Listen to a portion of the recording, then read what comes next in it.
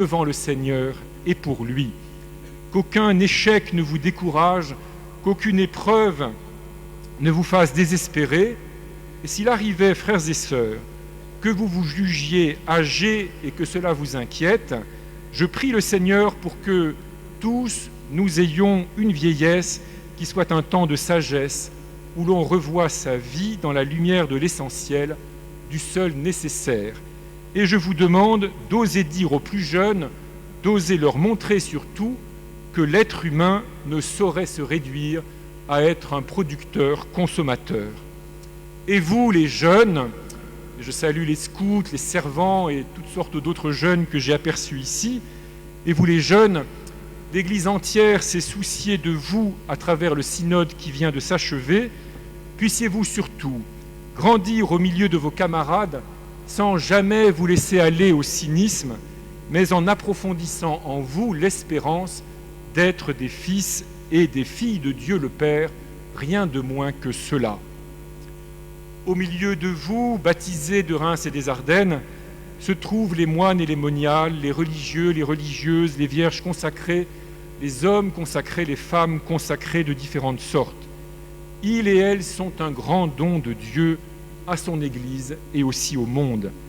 Notre diocèse a la grâce de compter 4 monastères féminins et 1 monastère masculin, d'avoir donné naissance à la congrégation des Sœurs du Saint-Enfant Jésus et des Frères des écoles chrétiennes, avec lesquels nous célébrerons en 2019 le tricentenaire de la mort de Saint Jean-Baptiste de La Salle, et notre diocèse a la grâce de bénéficier encore de l'apport d'autres congrégations, parmi lesquelles je cite seulement les Sœurs du Très Saint-Sauveur, parce que leur fondatrice a été béatifiée le mois dernier.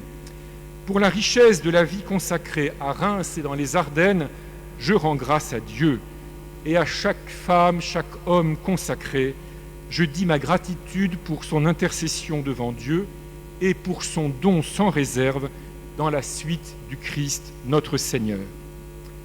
Enfin, des paroles de reconnaissance et d'admiration pour vous, prêtres du diocèse de Reims et des Ardennes. Sans vous, l'évêque ne pourrait rien faire. Vous avez donné votre vie pour que les gestes et les paroles de Jésus soient rapprochés de tous ceux qui veulent bien les recevoir et pour que beaucoup puissent en bénéficier. Vous avez la joie de voir la beauté de la vie des chrétiens qui se laissent conduire par l'Esprit Saint. Vous êtes triste de voir que certains se laissent plus attirer par les facilités de la vie ou absorbés par les soucis de ce monde que par la richesse de la grâce du Christ. Ainsi, participons-nous à la grande œuvre du Seigneur pour le salut du monde. Nous vivons ensemble, évêques et prêtres, des heures d'humiliation et de tristesse. Il nous faut voir le mal que certains de nous ont pu causer. Nous devons en tirer plus de clarté et de rigueur dans le don de nous-mêmes. Mais surtout, que cela ne nous décourage pas et que cela ne décourage personne de créer des relations denses avec ceux à qui nous sommes envoyés, que cela nous stimule plutôt toujours à inscrire nos relations au service de celles du Seigneur avec chacun. Avec vous et avec tous les baptisés, je veux dire ma reconnaissance et mon admiration pour les diacres permanents de notre diocèse. Au mi-temps de leur vie, ils se sont laissés saisir par l'appel du Seigneur et leur épouse y a consenti, ce dont je les remercie toutes, pour servir eux aussi le geste et la parole du Christ au milieu des hommes en fortifiant le corps du Christ. Ensemble, avec l'aide ô combien précieuse des laïcs en missions ecclésiales et de toutes sortes d'autres, nous aurons à contempler l'œuvre de la grâce du Christ parmi nous et à trouver les moyens de servir le dynamisme de l'Évangile et de l'Esprit Saint et de porter la bonne nouvelle du salut dans un monde multiple. Nous le ferons avec moins de prêtres et de religieux et de religieuses que naguère, mais en appelant des jeunes gens et des jeunes femmes à nous rejoindre en osant risquer leur vie pour le règne du Christ. Ce défi multiforme, nous ne pouvons le relever qu'ensemble. Je voudrais remercier Monseigneur Gérard Defoy, qui a été archevêque de Reims entre 95 et 98, qui avait prévu de venir et qui a finalement renoncé, pour ses encouragements si fraternels. Et je voudrais, par-delà la distance, adresser un salut respectueux et reconnaissant à Monseigneur Thierry Jordan. Nous sommes téléphonés avant-hier et il en avait pris l'initiative pour m'assurer de sa prière. Il est en prière avec nous ce soir. Je veux lui dire ma gratitude d'avoir conduit ce diocèse avec sagesse et lucidité pendant 19 années, grâce à quoi je reçois aujourd'hui un diocèse en état de marche et au travail, et prêt à travailler encore. Il me faut maintenant procéder à un acte, et je demande à Monseigneur Feuillet de me rejoindre, au moins en se levant. La Providence et le Saint-Siège, je me tourne vers le nonce, m'ont fait un beau cadeau en m'assurant le concours d'un auxiliaire, et spécialement de Monseigneur Bruno Feuillet, dont vous savez que par ailleurs, il préside pour l'ensemble des évêques de France le Conseil Famille et Société, ce qui n'est pas une mince tâche. L'évêque ne peut agir sans un vicaire général. Monseigneur Feuillet l'était et le demeure, mais je veux ce soir renouveler le père Thierry Bettler, que je cherche du regard, voilà, dans cette mission, et du fond du cœur, je le remercie d'avoir accepté de continuer à soutenir ainsi la vie de notre diocèse.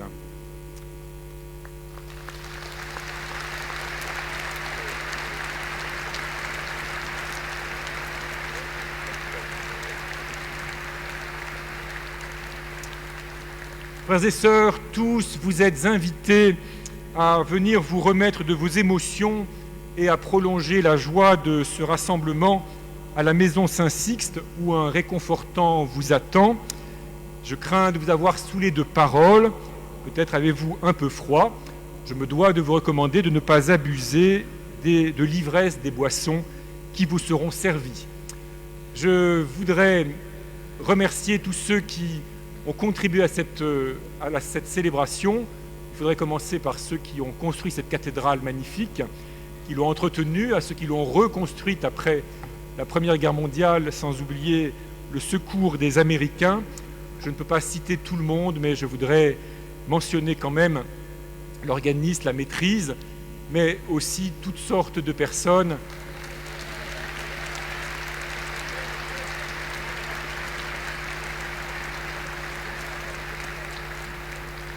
qui, de manière invisible ou peu visible, comme tous les techniciens de la prise de vue, de la prise de son, comme ceux qui assurent la sécurité, les soldats qui nous protègent à l'extérieur, et encore beaucoup d'autres qui, sous la conduite du curé de cette cathédrale et du père Gauguelin, le cérémoniaire, ont préparé tout cela. Maintenant, le moment est venu de demander à Dieu de vous bénir. Nous allons le faire ensemble, Monseigneur Feuillet et moi. Je demande au Seigneur qu'il étende cette bénédiction à tous les habitants de l'arrondissement de Reims et du département des Ardennes, que cette bénédiction soit pour vous tous et pour chacun un gage de paix, de tranquillité du cœur, un gage d'espérance de ce que l'amour de Dieu est le dernier mot de l'histoire. Que cette bénédiction s'étende aussi aux membres souffrants de vos familles et à vos amis. Adieu, frères et sœurs, adieu le Père, adieu notre Seigneur soit le dernier mot, lui qui promet par le prophète Jérémie de nous conduire vers les cours d'eau par des chemins droits, lui qui est un Père qui veut voir en chacun de nous un fils aîné.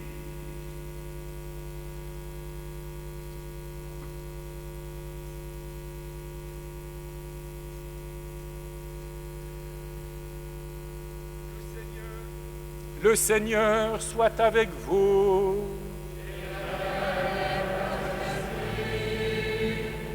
Que Dieu, dans sa toute-puissance, éloigne de vous le malheur et vous tienne en sa bénédiction.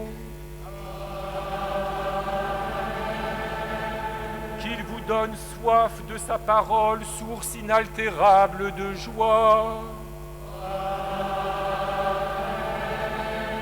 En vous montrant ce qui est bon, qu'il vous garde au droit chemin de l'Évangile, pour aller à la rencontre de vos frères et de vos sœurs les saints.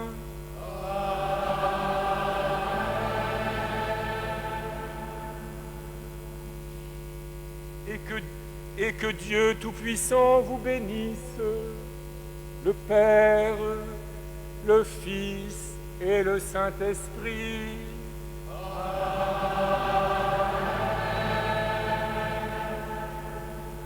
Allez dans la paix de Christ.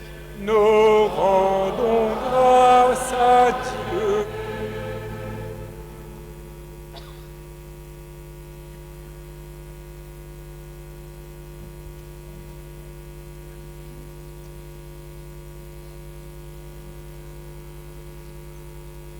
Magnificat anima mea Dominum, et exultavit Spiritus meus, in Deo